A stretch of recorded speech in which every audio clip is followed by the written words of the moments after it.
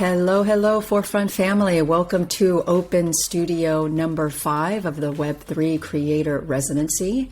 This is a big week. So the resident creators that have been with us, Alex, 𝐿𝐸, this is their last week. Allie, of course, finished off her residency last week and is now enjoying a break, a little bit of digital detox. And then she'll get right back to work, I'm sure, with the exciting Play Library project. But I am so happy to welcome, as part of the second cohort, this is their very first week, 𝐤𝐫𝐞𝐟𝐫𝐨 and Demo. So quick introduction to our Forefront family, because by now I'm sure you're well familiar with Alex and 𝐿𝐸. 𝐤𝐫𝐞𝐟𝐫𝐨 is a musician, veteran DJ of Germany's drum and bass scene, record label founder, multidisciplinary artist of more than 2 decades, and 𝐤𝐫𝐞𝐟𝐫𝐨 is currently exploring large format installations operating on the fringes of sound, light, and movement. And we are going to let 𝐤𝐤𝐶 describe his residency NFT project in more detail in a few minutes.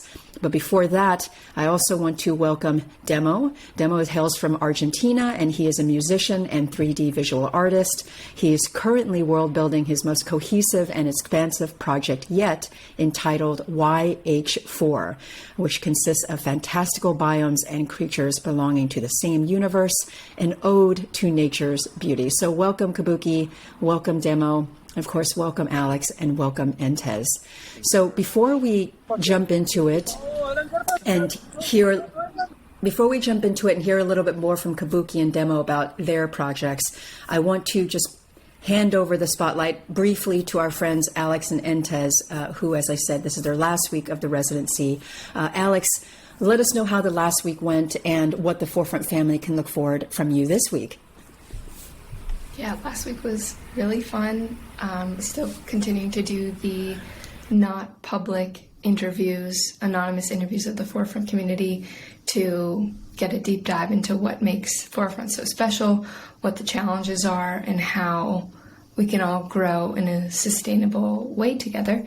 And then, yeah, the Twitch stream was really fun. I finished the song that's going to be, I'll say more about that later at the end. We're still figuring out what we're saying about. Okay, I'm just gonna stop there. There's some fun stuff coming later. And then this week I'm going to be doing another live stream on Twitch, producing music for preseason training on Wednesday at 7 p.m. Eastern. Very amazing. Amazing. Thank you, Alex. Thank you. 𝐿𝐸, handing it over to you, my friend. How did last week go? I know you did a session on Gorilla, exploring your artistic and creative influences. Tell us how that went, my friend, and tell us what you have planned for this coming week. Yes. Hi, everybody. So this week, starting with Thursday, I got the inauguration of the tunnel, the vortice, the graffiti tunnel I paint, this big installation here in Peru. So I show a little bit of that.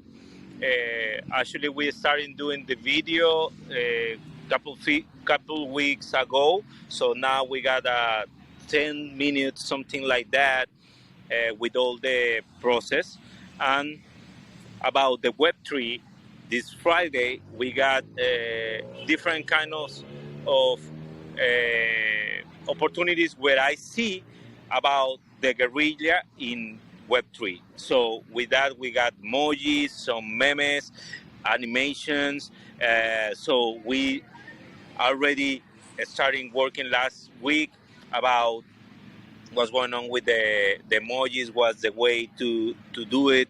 We try to doing together with Forefront for sure, because we don't know how is the way to put the emojis inside Discord or inside Twitter. We try to find a way, but we try to build this huge project about guerrilla. I'm pretty excited. So also this week we try to buy the Oculus to start doing graffiti in what's it called Meta, right? Meta? Mm-hmm. Yes, we try to Meta? You mean we try the metaverse, or you mean Meta? Metaverse. So we try to go inside and put graffitis there, So I'm starting doing graffitis in the iPad, and later we send it to the other people, and these people can, if you get a house, you can put the graffiti outside. So try to build this project, and actually we present a huge large video in the middle of that. So the idea is put the video of the construction of the faces and me talking every hour. Actually, we take a little bit more because it's the last week, so we are pretty excited because we try to do something it's never been in Web3, right? Like put guerrilla inside, it's completely different. It's not spam, it's completely different. So we try to don't cross the line. It is spam or is guerrilla, you know? So we try to put a line. We identify now some problems there, you know, because maybe the people understand, no, that shit is spam, so I don't like it, you know, so we try to find that way. Awesome. Yeah, I love the way that you're thinking about it. Look forward to jamming with you on that later, my friend. So now I would love to hand this over to Kabuki. Kabuki, I know I'm not alone in saying I've been very excited to see the start of your residency, my friend. How have you been feeling? Have you been doing a lot of? It seems like when we talked before you came onto the residency, a lot of the project was already sort of concretized in your mind. You already had it split up, it's structured into various weeks. Has there been any shifting or fluidity in your game plan, or has it been pretty much what you settled on before the residency began? Well, it's pretty much how I kind of mapped it out. This is how I like to work, you know, that I decide on the game plan and then I stick to it. And, you know, through this also I have to fight through certain issues that I maybe didn't envision before. So, of course, you have to, you know, roll with some of the punches that you didn't expect. But in general, I just like to set out the plan and then just follow it. You know, I'm a big hiker, so this is something that I really love about hiking, that, you know, this is the path that I need to follow, and then all you need to think about is putting one foot in front of the other. So this is kind of one of my productivity hacks, and this is also what I'll talk about in the first session tomorrow, which is called Rules and Rituals, and this is kind of like how I usually set out kind of on every project that I start out on. I always like to set these boundaries and have a very abstract goal, and then, you know, I have no issue kind of finding the inspiration, because, you know, during the time, for instance, when I've been teaching, speaking with students, like what I often hear is kind of this fear of the blank page or not being able to finish things. So this is something I always circumvent through these guardrails that I create for myself, and kind of like switching these sides of the brain. You know, the one side that is more systematically, I like to sit down, map things out, and then when I know in the back of my mind, okay, this is settled, then I can switch this hemisphere off, and I can just be in my creative zone. So this is kind of what I want to talk about during the first week. So this is all about about understanding how to stay in a productive kind of mindset, and also how to stay accountable. This is also very important. For instance, one trick I love to do is I like to work in series. So I always have certain themes that I kind of work under. So there's like certain rhythms I need to deliver, or there's certain boundaries that I create within. So through this, if I don't put something out when it's expected, or I don't show up, for instance, I was writing an album live on Twitch, and I had this daily hour blocked into my schedule, and I knew that if I wouldn't show up, people would be wondering where I was. And even if it was 2 or 3 people, it didn't matter. It's just the fact that you are held accountable for that. So these are some of the productivity hacks I want to share also with the Forefront community, because like my goal is really to stay very abstract in what I plan to do, so that everybody who has kind of like a creative urge is able to kind of take these and run with the ideas and then make them their own. This is really what I'm looking forward to do. I love this. I can't wait to participate and play along with you. Tell us more about the NFT project itself, the generative NFT project. So my very first foray into Web3 was actually a generative NFT that I minted, and I just loved generative principles from a very, very early kind of age, and that's like, I think, one of the cornerstones that I really that really resonated with me was the oblique strategies. That was kind of like a set of playing cards created by Brian Eno, and basically the idea is that whenever you get stuck in your work, you pull out a card from the set and then you read what's on it, and you have to interpret and kind of use that to overcome your creative block. So this was where I felt like, okay, there's very interesting aspects about inviting randomness or chance into your work. And then there was John Cage, Music for Changes, where he literally used where you would flip a coin and it would kind of influence certain aspects of the composition. So this was something that I always incorporated in my work. So when I learned about NFTs, and specifically the fact that you can use the code to create unique variants of kind of like a specific source, I felt like this is an idea I want to explore through music. And I taught myself JavaScript. I think that was kind of like another excuse to learn a new skill and to kind of iterate the process through the creative idea, having this North Star and then figuring out, okay, how do I reach this? So teaching myself JavaScript, understanding how the whole process works when you mint something, like, okay, how does the hash get incorporated? Because for my NFT, what I did was I would use the hash from the token that was used for the payment, and then use that to create the random seed. So to have like a true kind of impact from the actual, to have this kind of transitional effect of the person interacting with the work, and what comes out is actually dependent on what they put in.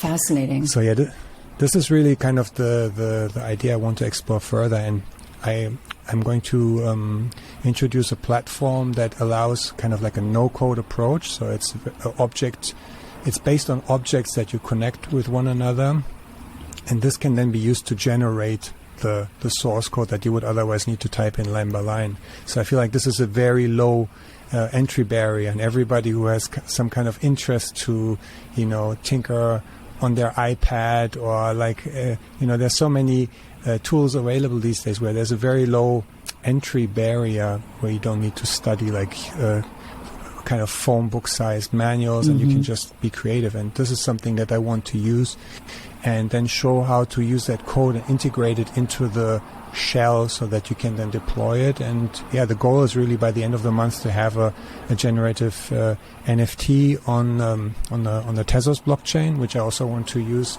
kind of as a use case for like a very creative environment. There's really cool how can I say, communities there, and specifically for this kind of generative work, I feel like it's very cheap to mint your work. It's very, there's transaction costs are very low. It's also eco-friendly. So there's a lot of aspects about it. I feel it would be a great match for the Forefront community. So yeah, that's my plan. Awesome. I'm stoked to learn more about Tezos, and I'm glad that with this cohort, folks are branching out. And this is why I asked Alex, and maybe Alex can share some insights from the Why Web3 session that you did, where you talked about NFTs, because I feel like these are assumptions people are watching already know. They already know what blockchain they want to be working on. They already know why, the pros and the cons of each blockchain.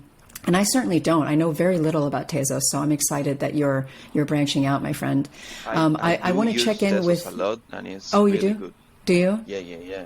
Is it? So tell me, with me knowing next to nothing, tell me a little bit more about why Tezos is like so favorable for you as an artist. Maybe as Kabuki is saying, there's like a feeling of community that. There's a lot of movement between artists, like artists buy to artists, and it's like a constant flow.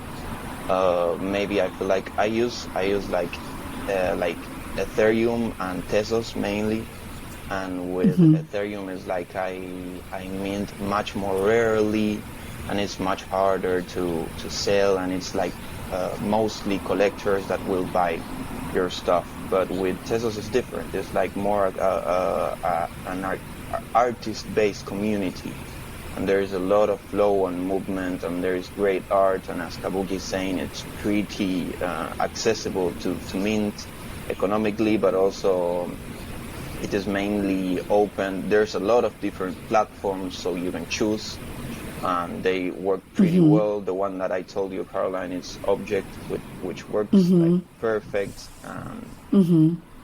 It's mainly great, and it's also Tezos as a coin. It's a growing coin with a lot of potential. So working with those technologies which are like growing and evolving, it's really good. Awesome. Thanks, Fran, for Maybe I can just add one quick story. Please. That was kind of like a Web3 aha moment for me, and that was kind of coming through to Tezos. And as Demo said, it's very community based, so everything is very much like grassroots. And one of the early kind of platforms that was used for minting and trading art NFTs on Tezos was just done by a single person, and it evolved, and then traffic grew immensely, and then for some reason this person decided to just shut the storefront, and all the all the NFTs that were previously accessible through his platform were gone, right? And so this was like, for somebody who was not so well versed in Web3, the first sentiment was like, oh my God, everything is gone, we've been rugged. But it was like, I think an hour or around that actually other kind of community members then quickly threw up this different platform and with a similar interface, and in no time everything was accessible again. So I felt like this was a great example of the whole decentralized aspect. If this was like a centralized database, and if this person would have decided to shut down the store, everything would have been gone. But in this case, everything was registered on a blockchain. It was just a matter of building up a new front end. So that was really like an aha moment for me. Cool. Thank you for sharing that story, Kabuki. Demo, my friend, I want to pass the mic back to you. Maybe the introduction that I gave, if you want to add to that, let folks know a little bit more about who Demo is and what you've been up to, how you've approached your residency, and what we can look forward to this week. Well, hello. Well, what you said, it's mainly the way that I would present myself. I think that I did stuck to my plan, to my game plan, when I was like preparing for these sessions coming this week. But in the moment of making like the title for it and really thinking about them, I realized that maybe first session on Thursday, I want to make like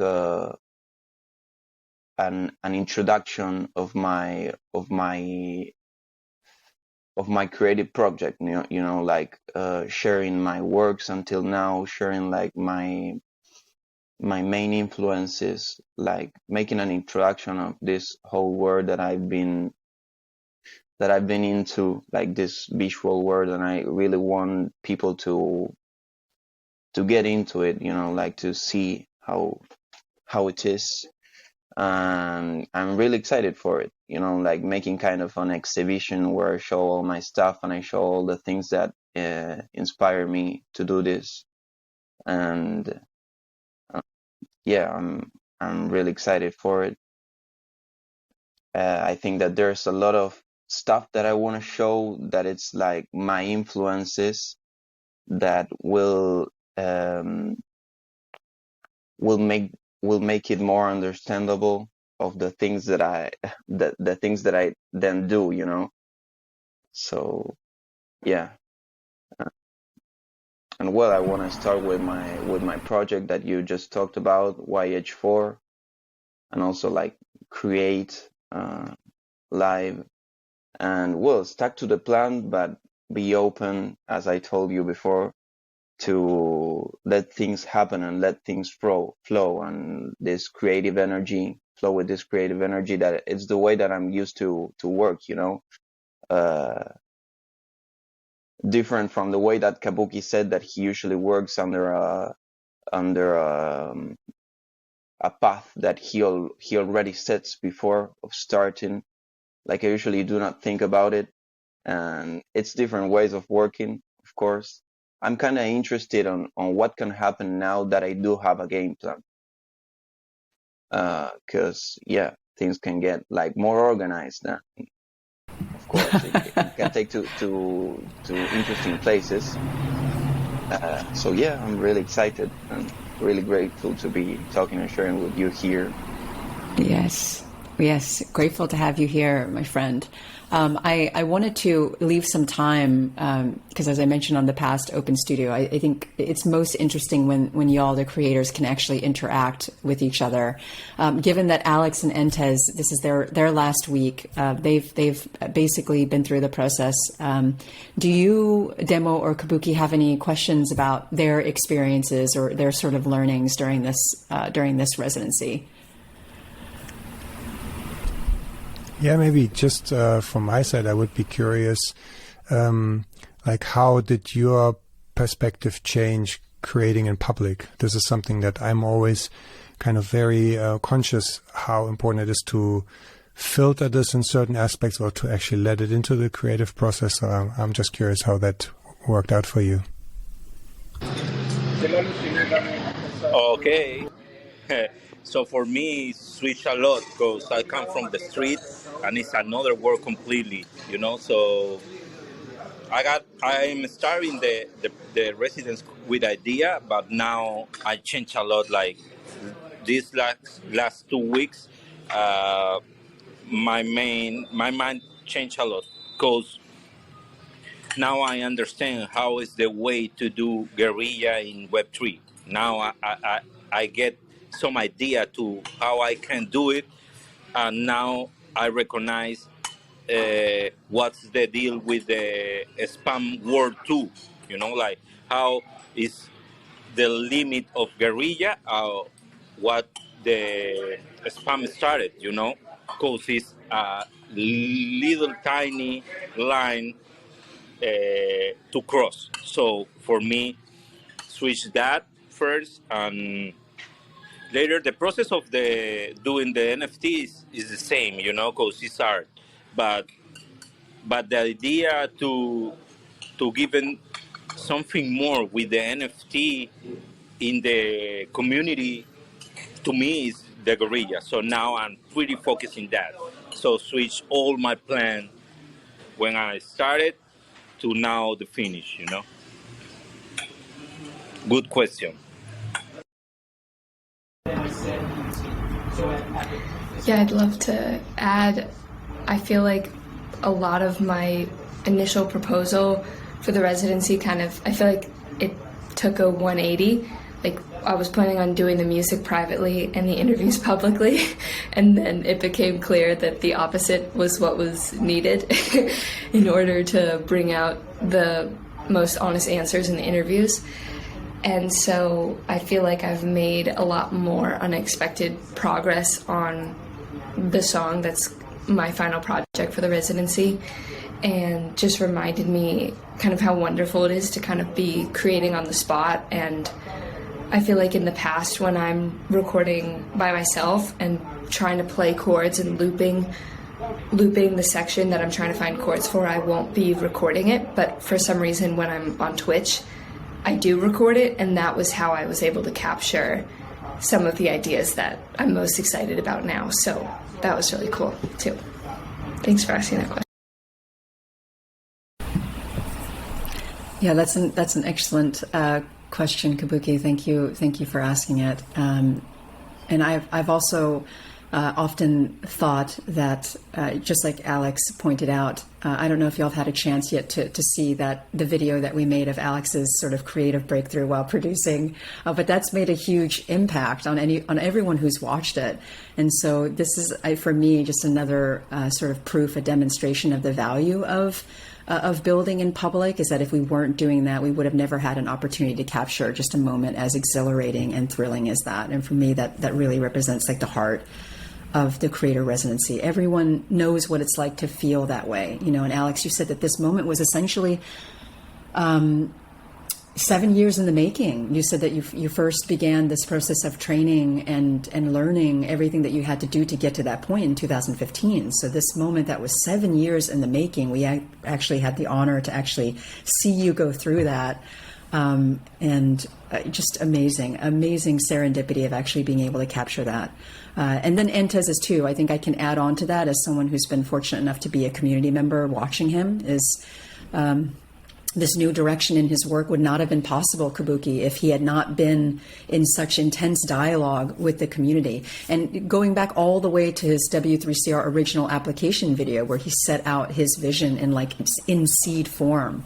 I know it was so helpful for me to kind of accompany him throughout his first 2 weeks and then go back and watch that original application video. And then I was able to sort of synthesize and say, oh, this is where 𝐸nTEZ is going. And what a privilege that is. Often, I think so many times we're just kind of in our own creative bubble. If we're lucky, we have a partner in life that can be like a cheerleader for us. But how often it is that we have someone that is so intently observing and witnessing our creative process that they can be that mirror, they can reflect back feedback that can be like pivotal to our transformation. It's not often the case that we have that. And frankly, this is definitely a challenge for the W3CR during this bear market. It is very, very quiet, and so it's been an honor to be in community with the creators and actually experience what it is like to do that communal co-creation. I know if Ali were here, she would have a lot of things to say about that too. But thanks, 𝐾𝐽𝐾, for that question. Demo, do you have any, not to put you on the spot, my friend, if you don't, that's perfectly okay. Do you have any questions for either Alex or 𝐸nTEZ about their residency experience or anything overall, actually? I think that question that 𝐾𝐽𝐾 made mainly made me think that was the question that I was going to ask, Yeah, I'm pretty interested about it. In fact, I would love that every moment of creation that I had was recorded, to oh my get goodness. there and see. It would be no. I mean, in my life, it would be great to go back and see the moment in which I was creating this specific time, this specific moment. It is so magical. So it's really interesting for me to record it and be like creating live. Even not only for the one scene, but for me, I mean, like it's something really interesting because there's a moment. It's like a moment in which you cross a line where something happens. Yes. It's like a really magical moment, and that being recorded, it's really valuable. So that's great. I did see the one from Alex, and it was great. And well, maybe I would ask how do you feel? Like all in all, not only about like sharing and creating live, but like spiritually and then maybe energetically after 4 weeks of this experience. Good question, my friend. I love that question. Oh my god. I feel spiritually cleansed, and because I feel like also initially I was trying to put in so many hours for the interviews, and then I got COVID and Caroline was like, why don't you switch it up and do this instead? And I feel like my tendency in my life has been to just give, like do all this extra stuff, and to physically not be able to do that because of COVID was such a blessing. And then to be able to have 3 more weeks in the residency of showing the music and doing interviews where I'm asking really challenging questions, has just been so life-giving. And on the music side, I've talked about how I used to make songs specifically for ads where you can only say so much in the lyrics and the production can only be so wild. So to be on this path of like a straight arrow of like clarity, I want to tell a true story. I want to speak from experience and tell a story of why I've found a passion to live again, and so this residency has really been the kind of fertile ground for that, for sure. I got one recommendation about the residency. I agree with Alex. For Alex is for COVID, but me is like a decision we do together with Forefront to take 1 week out in middle of the residence. But it's pretty important because in this week, my mind switch for sure. Like this is the week actually because you don't lose the communication with the Forefront. So you get a time specifically to talk about other question if you got more questions. So how is the way to try to understand or try to move, some situations in the real world to the Web3. So for me, it's pretty important. Sorry, I'm eating now. It's middle of the day here, but I'm starting with my friends. We painting together, but the pretty important thing is take 1 week to think about what's going on with the plan, what's going on with the process, because it's very helpful for me take this week off. Really, it's no week off. For me, it's more work, but switch it. You mind. It's like take a break and see the peace outside. When you're staying. In my case, I'm staying painting, and I need a day to think about what am I doing. Sometimes I return and switch everything, like erase the wall and starting again. So the plan is got another things, and more flavor. For me, this is my recommendation personally. Take 1 week in the middle of the residence to do it. Actually, to Forefront, because it's pretty important. Take this week off and still talking with the community. And 1 point more, listen too much Caroline, because she's pretty smart.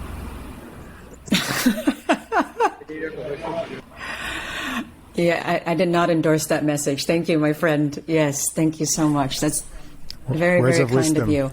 And actually, 𝐸nTEZ brings up a really, really good point. And to be very honest, because we are building in public, I had this conversation with Ali. And I realize now everyone has their own different creative path. And the reason why I think 𝐸nTEZ this week off, like Alex kind of had a compelled week off. And we just heard from Alex what a blessing that time off was. 𝐸nTEZ was paused. And the interesting thing is that I felt a little bit shy in coming to 𝐸nTEZ about questions and feedback, but I was strengthened in that ability to do so because in his game plan, he had specifically said that Caras Latinas was an emergent project. So this kind of, it gave me the permission to go to 𝐸nTEZ and say, hey, can we brainstorm this? And in other situations, if he had not been taking that week off, I would have felt like intrusive for me to come on like with Kabuki after a second week, hey, Kabuki, can we kind of go back to basics and talk about this? I would have felt like, why am I wasting Kabuki's time? But because 𝐸nTEZ had said that it was an emergent project, I felt that it gave me permission to hop on a call with him and to jam. And like I said, I shared during the last week's Open Studio, 𝐸nTEZ was so excited. He literally said that during that week, he felt like he was 15 again. And for folks that have been watching his open studios and his Riverside sessions, it's not as if 𝐸nTEZ is like this.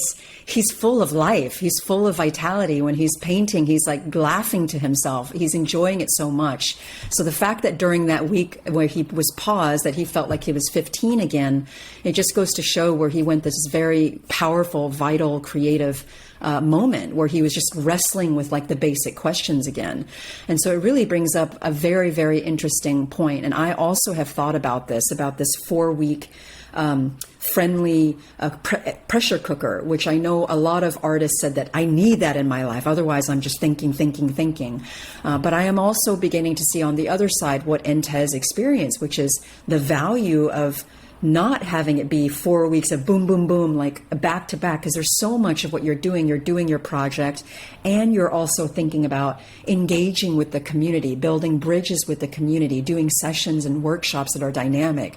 So it's a lot to compress into 4 weeks.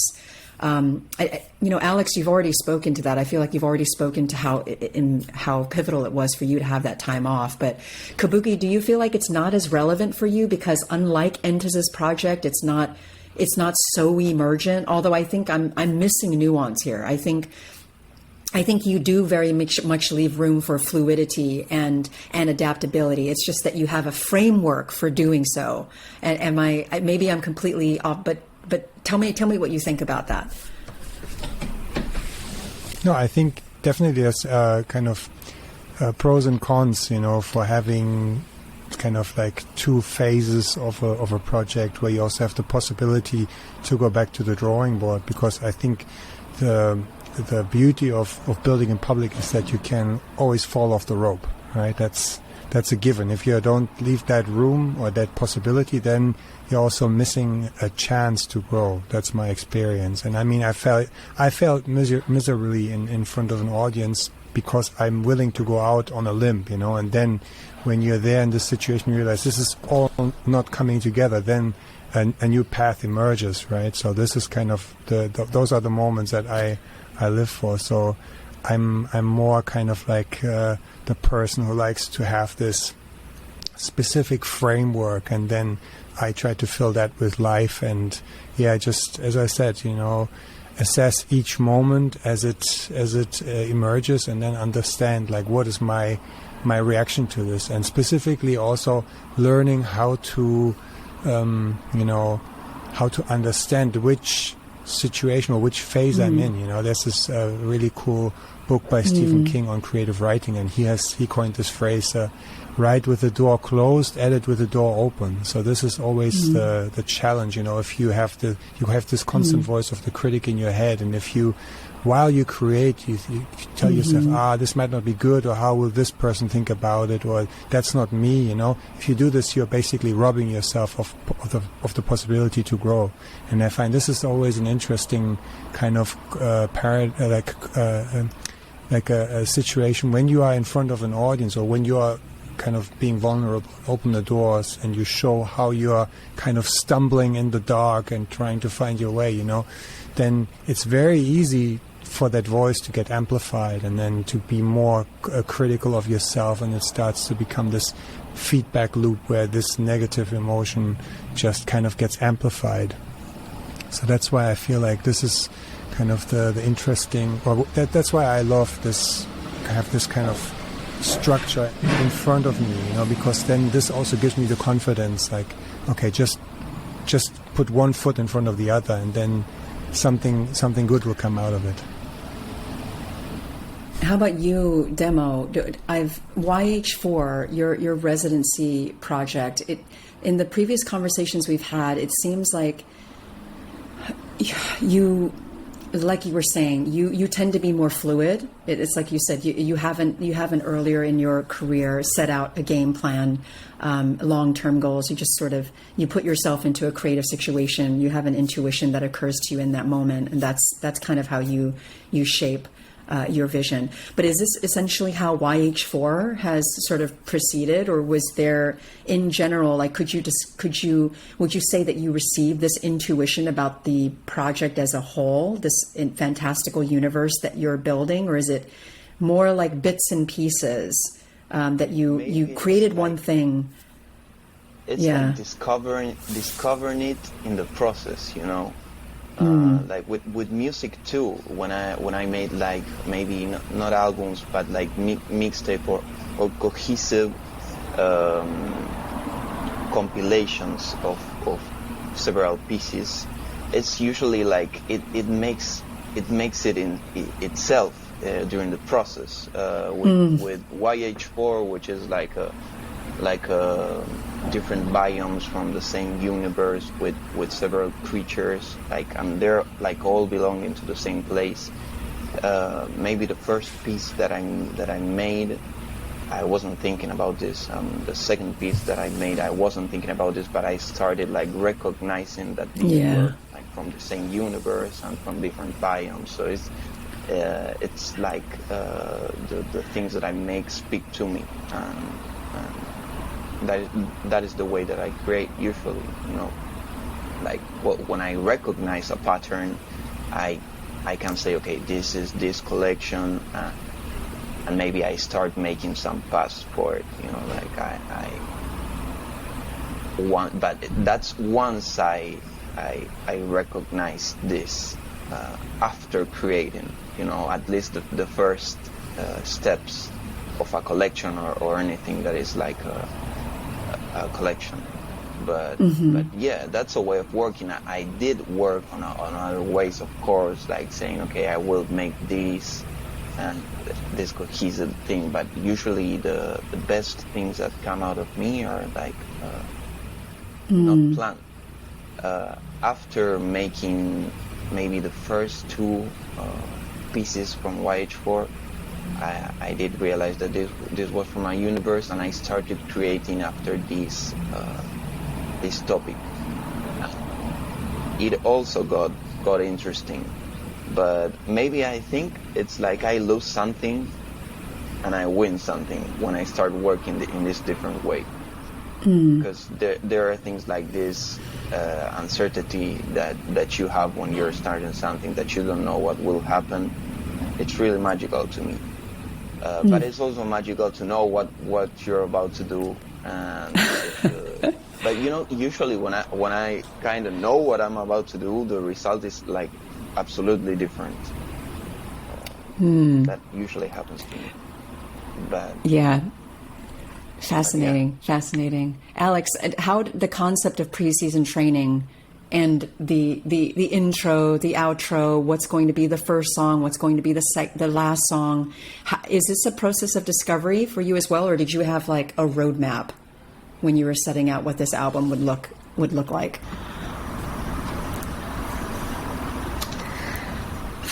Well, I kind of began to create my roadmap. I have a playlist on Spotify. I know, like, what's Spotify? Never heard of Spotify. You know, it's not Web3. I was just joking.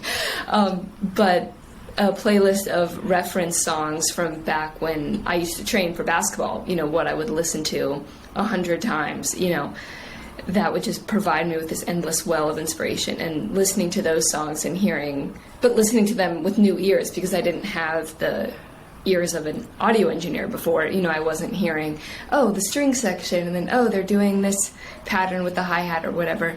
And so then listening back and feeling like, okay, I really have a framework. You know, I didn't realize that these were strings before in this one song. All the Above by Mano was a huge one that I'd probably listened to like 1,000 times. I have no idea. But that was how I started building my framework, was hearing these songs that I loved so much and still love, and then what's the feeling that they, you know, kind of having the two parts to them. And then just the slow growth of like iterating, you know, having, okay, this doesn't work, but I'm just going to keep trying, like not deleting ideas too soon. Awesome. And stuff like that. One sort of note that I have, I'm curious to ask you, as I'm watching you on these Twitch live streams, and it takes such like concentration and attention to detail, it's fascinating. It's fascinating that you can do this live streaming. I know, of course, you tell folks I'm not paying attention to the chat right now, so I'm gonna come back. Otherwise, it would just be crazy making. I know that there's no way you would never, there would never be a world in which you would say that you regret learning how to produce for yourself. But now that you know how to produce for yourself, and now that I can see and experience how much time and attention goes into this production process, would you want to have a producer? Because when I watch you produce, I'm like, oh my God, so much time goes into, well, that clap isn't loud enough. You know, like, wouldn't you be so glad just to be able to focus on the singing, on the songwriting, versus like the tiniest minutia of these 1,000+ tracks on every single song? Like, is that like the top thing on your wish list, is to get a producer so that you can just focus on your songwriting? Or do you not like I actually love this, and in fact, I love producing and I wouldn't give this up? How do you feel about that? Oh my gosh, I love it. I mean, I feel like the reason that I'm now able to sing with such a depth of emotion, like feels like a depth of emotion to me, is because I feel it in the chords and in the instrumentation.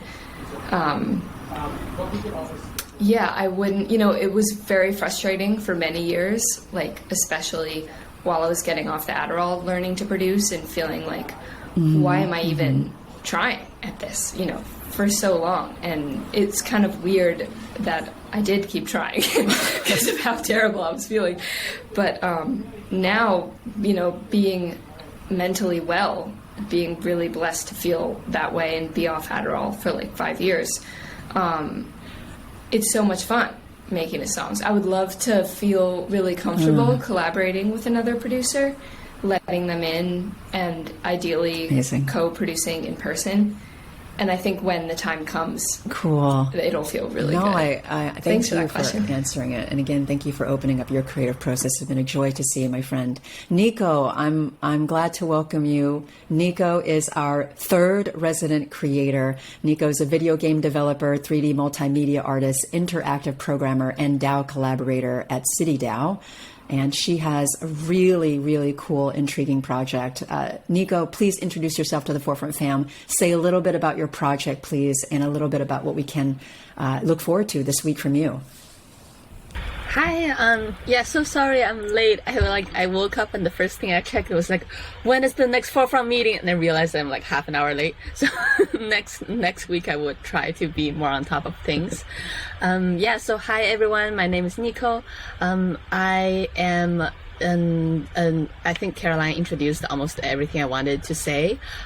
Regarding to my project, I just finished a really long and like a very long and tiring road trip through like mid-America to from LA to Texas to Colorado to back to North California. So I finally got settled, and throughout the way I've been really thinking about what to create for this residency. So I've proposed to create like an eco-village prototype for this residency. And as I was designing an architecture and structures for the eco-village, I realized there's one thing that I kind of overlooked for the concept of creating like a beautiful place to live. That is that it's not enough for things to be eco-friendly, and it's not enough for things to be just like designed in a very naturally intuitive way. But like architecture should also be very inspiring. It should also be very, very beautiful and like amazing to look at. So I went back to inspirations from ancient temple designs. I've been looking at like different temples, such as Islamic temple, such as Chinese temple, Thailand temple, and Indian temple, and just like seeing these amazing architecture were just so inspiring. And then I turn around and look at the Earth Adobe I designed, which is just a dome. I'm like, okay, that's not enough. We need to make more than just a dome.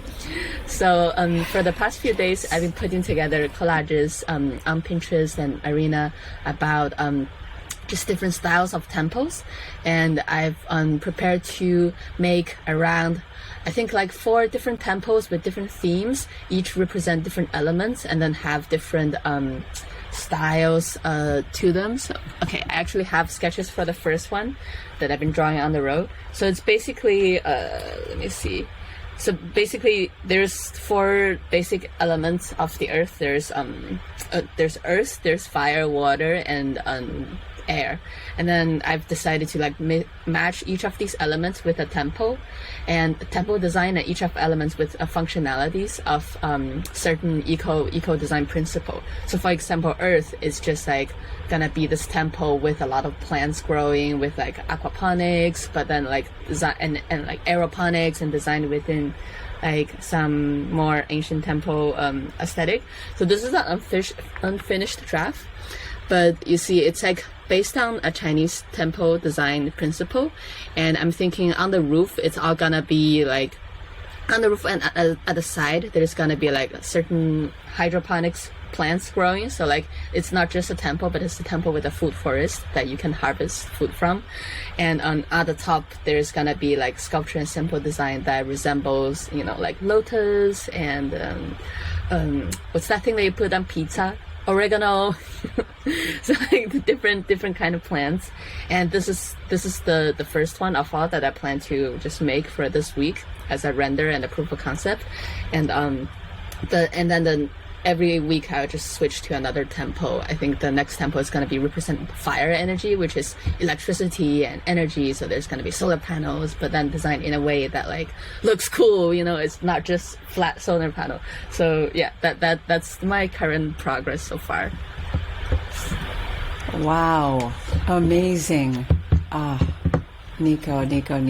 Yes, I just welcome. And we're so glad to have you here. So stoked to see the progress of your project. You just make me grateful to be among this community of creators. You, Demo, 𝐸nTEZ, Alex, and 𝐫𝐞𝐿, just so incredibly crazy talented in your own unique ways. What a blessing. Truly, what a blessing.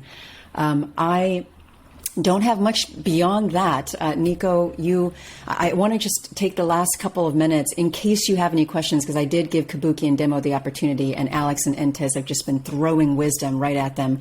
So this is Alex and 𝐸nTEZ's last week of the residency. They've each in their own way been through some really transformative moments. Do you have any questions for them by any chance? No pressure. It's okay if you don't. Do you have any questions to throw their way, your fellow resident creators, about what the residency has been like for them? I'm still yet to catch up on some of the live streams. I saw like the tweets. It's really exciting, but I want to spend some time looking into what you guys have been working on. I guess my only question is that like, how do you feel creatively after this residency compared to what you felt before? Do you feel like there's some new takeaways from this experience?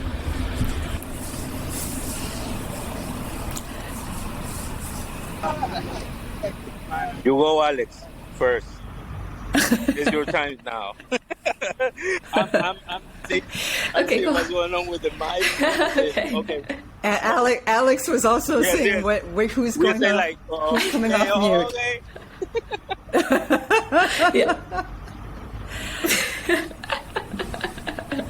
Yeah, I love that question. How do I feel creatively after this? I feel like it's so much easier to listen to my heart and creative impulses. I feel like there's so much more possibility for my music, and that it's worth it to share, because doing like the music Q&A, talking about how I would train for basketball versus how I now train for music, is something I didn't think I would share until like many, just like, why would I talk about that now, And so I'm so grateful that Caroline challenged me to do that. Yeah, it's just been such a wonderful experience, and so excited to watch you all blossom in your projects. So for me, I think so I got a new part inside of my brain about what's going on with all this new world for me. Like Web3 is like give me more opportunities now, like not only to be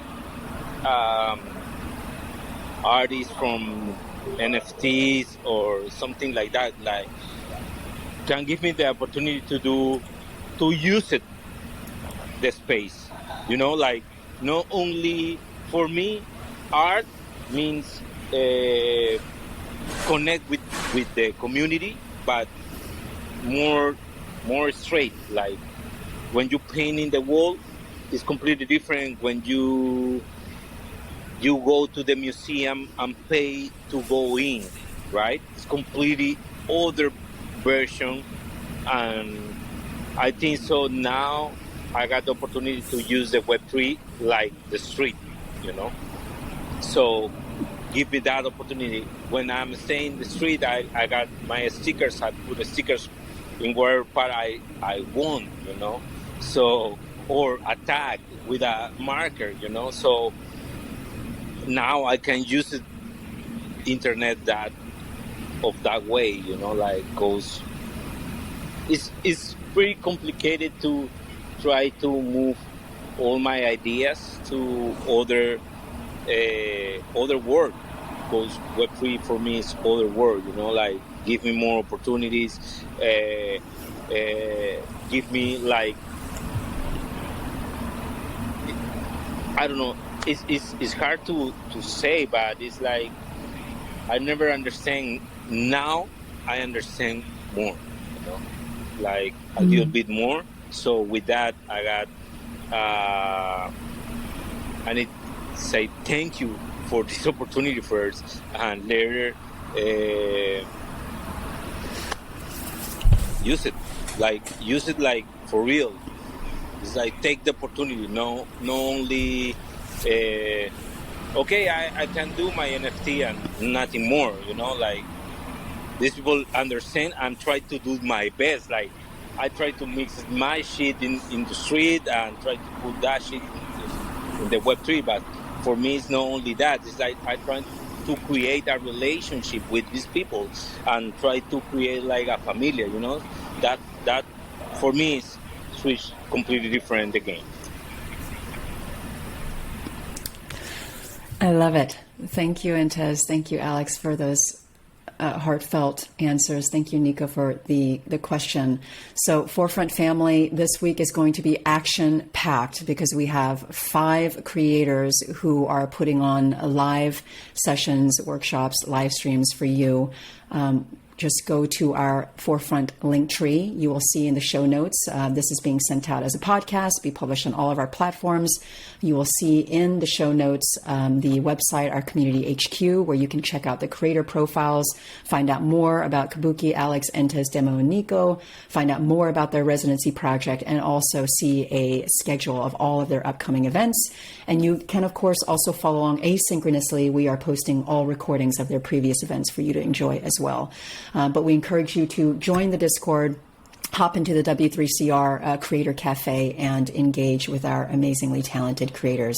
With that, my friends, I bid you farewell until next week. But of course, I will see you this week in all of your fabulous events and sessions. All right, sending love. Thank you all.